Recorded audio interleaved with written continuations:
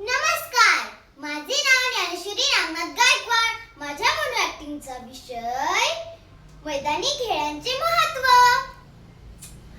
अरे संजू, काय ते दिवसभर मोबाईल बघत असतोय? ठेव बरं, जा बाहेर खेळ जरा.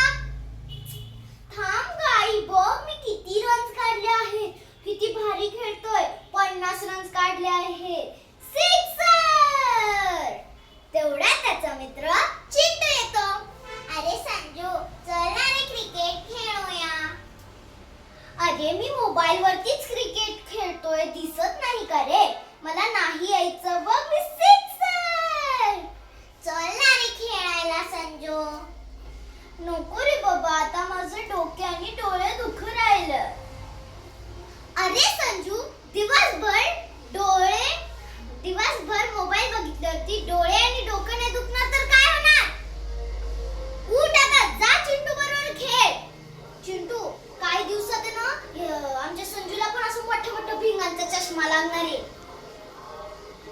आजोबांसारखं? अरे बापरे.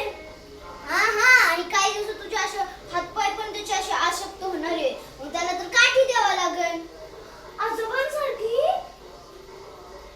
मग जेव्हा आपण याला काठी देऊ ना, तेव्हा तर आपण ह्याला संजू आजोबा असे म्हणणार.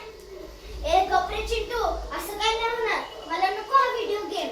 आजपासून व्हिडिओ गेम बंद. आजपासून मी तुझ्या बरोबर मैदानी खेळ खेळत जाणार. चल खेळायला. शाबास संजू, असंच दररोज मैदानी खेळ खेळायचे.